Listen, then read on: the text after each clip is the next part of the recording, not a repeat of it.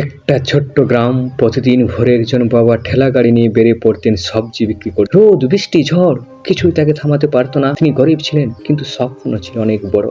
স্বপ্ন ছিল ছেলেকে সঠিকভাবে মানুষ গড়ে তুলব। বাবা দিনে 200-300 টাকা রোজগার করতেন। তার অর্ধেকই খরচ হয়ে যেত ছেলের পড়াশোনার জন্য। অনেকে হাসতো, সবজিওয়ালার ছেলে বড় হয়ে কি হবে?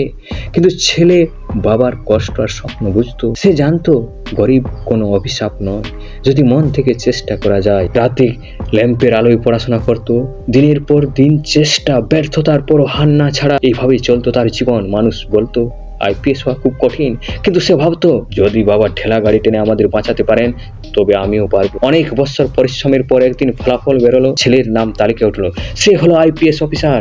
যে ছেলেকে সবাই এক সময় সবজিওয়ালার ছেলে বলে বিদ্রুপ করতো, আজ তার এই ইউনিফর্ম দেখে সবাই মাথা নত করে। সেদিন ছেলের ইউনিফর্ম পরে বাবার সামনে এসে দাঁড়ালো। বাবা কেঁদে ফেললেন। তিনি বললেন, আজ আমার ঘামের মূল্য পেলাম।